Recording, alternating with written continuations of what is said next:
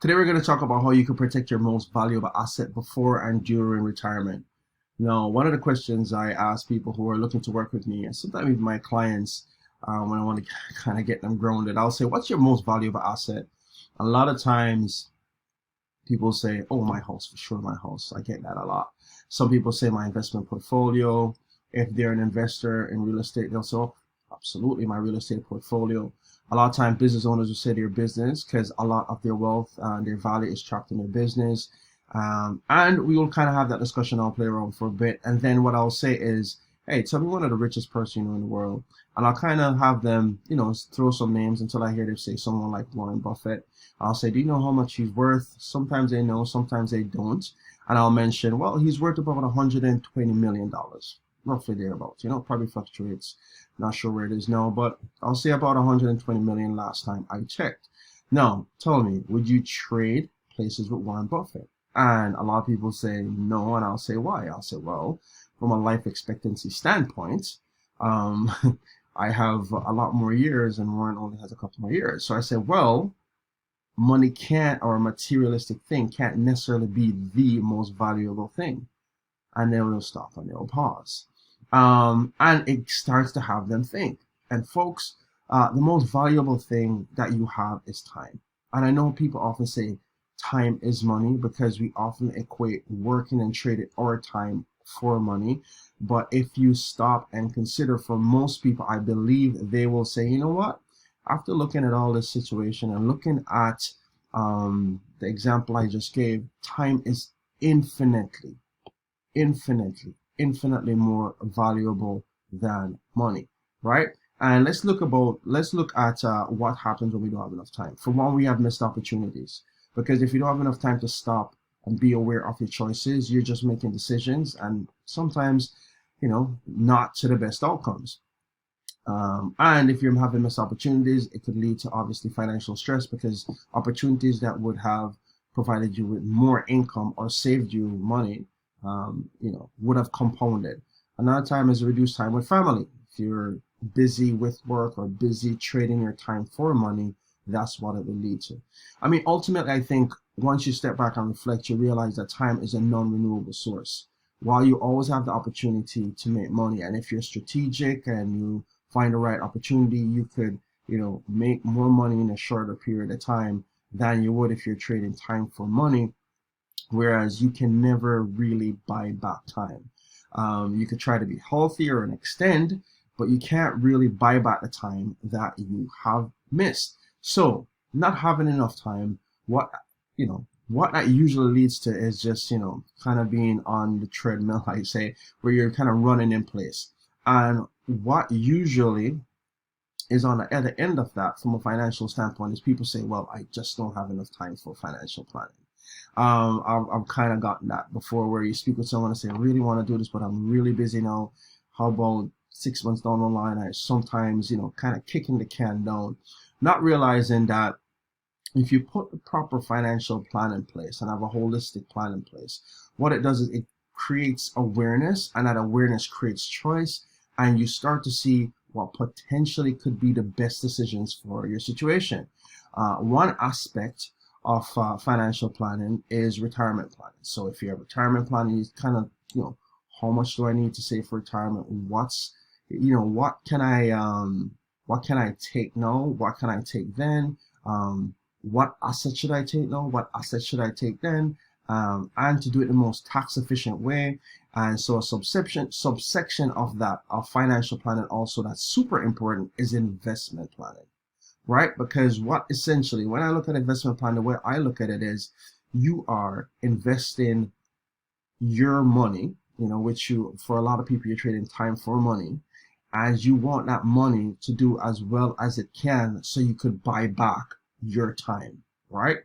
And in order to buy back your time, you need income. So if you have the assets that provide the income, that's going to be super helpful. Daniel Priestley, a very popular best-selling author, always says income follows assets. So in investment planning, that's one of the things you're looking at. You're looking at investing in such a way that those assets provide you with the income, so the time you're trading for money over time that could subside and slow down, or maybe not completely go away, but at least gives you the freedom to do some of the things you want to do, to spend more time with family. It could even be just even spend more time with community, to spend more time with yourself maybe, right? So let's look at that. Let's look at investment planning and what's a great way to have a structure. At least I create what I have is a framework. Create a structure where you're looking at your investment planning situation such that you could start to buy back your time.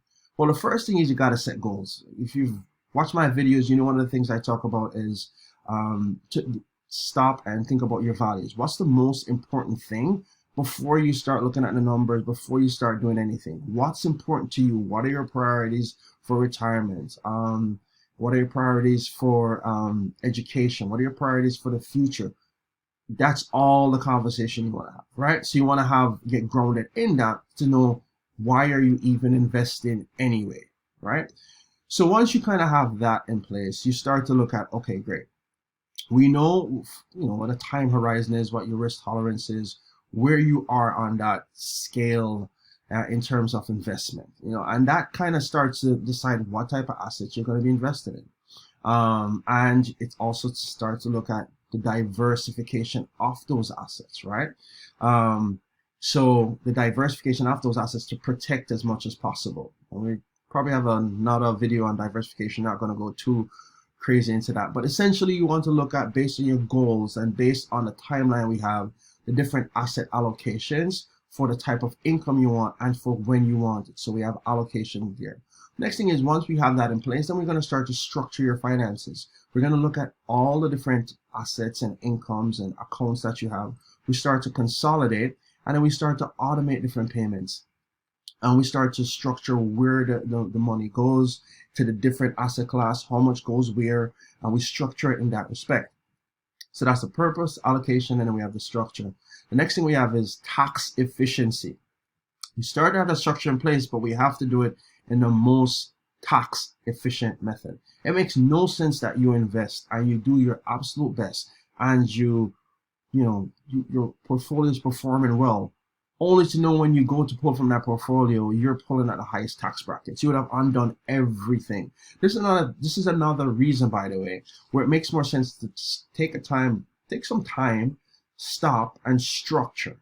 Because if you haven't thought this through, you could have done everything well, missed that one thing, the tax efficient aspect of it, and it leads to pretty much undoing everything you have done. Or maybe not undo, but it has a significant impact on everything that you've done. So you have a tax efficiency.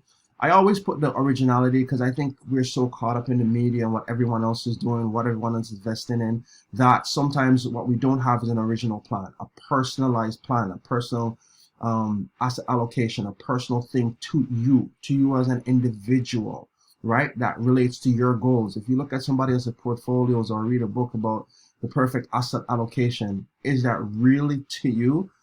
Is it geared towards you, the individual who has 30 years to retire, or 5 years to retire, or 10 years to retire, or you're about to retire next year? Is that asset allocation strategic for you? In many instances, it won't be, which is why you have to think about originality aspect of it, right? And then the last tool for the 2 R's is rebalancing. Things change. Some earn more, some earn less, and so you have to constantly rebalance and adjust your portfolio to maintain the risk levels and reduce any type of efforts that you're doing that's not necessarily achieving your results. You take a look at that. And then lastly, we mentioned retirement planning. And I know some people have no plans to retire. Retirement at this stage is like a catchphrase for financial independence, at least in my world. But retirement for a lot of people, it kind of captures that. So let's look back. We're going to start off with your purpose. Why are you even investing? What do you want to do? And that, by the way, drives the emotional aspect of the things you're doing. So you're not just willy-nilly just doing it for doing it. Next one is, once we've decided that, we look at your assets. We start to, see what your asset allocation should be, and what your diversification should be across different classes. And by the way, it varies. It could be a business owner, and that's a huge part of your asset. It could be a real estate investor. That could be part of your asset allocation. I'm not only talking about paper assets here. Next thing is that we start to structure your accounts and start to automate payments and savings and have a plan where you're constantly investing over time. And the next thing is we look at the most tax efficient way to do this. And then we make sure that this is in alignment with your financial plan. So it's structured as a personalized portfolio according to your personalized financial plan. Then we rebalance, and of course we have the long-term future in place, retirement planning, and ultimately too, we also have estate plan in place, because once you know you've taken care of your situation, then we're looking at what's going to happen to the next generation and how you want that passed on. So folks, I say all of this because I had a recent conversation with a client. I won't get into too much details. And the client just had someone very, very, very, very dear to them who was not doing well from a health standpoint. And all the money in the world couldn't fix this problem. This person was able to give up essentially everything just to solve this problem. And it kind of gets you grounded that this is not all about numbers. It's about having the money to live the life that you want to live. So I know for a lot of people, pushing off financial planning or pushing back, thinking about their finances is a thing. But consider that we think we have tomorrow, we probably don't.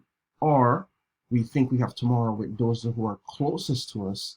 A lot of times we don't, right? So what we should do is take the time now to structure the life we want and start to live parts of that and start to plan a life where we could actually buy it back over time, right? Hopefully this was helpful. Give you a bit of heads up in terms of investment planning and what that looks like, and hopefully kind of gives you some insight on what you should be thinking about as you approach your financial plan. As you invest, it's not just numbers, it's the life you live because of the numbers and these different accounts, or the business that you built or the real estate. Hopefully this was helpful. I'll see you next week. Have a wonderful week. Take care, like, share, subscribe.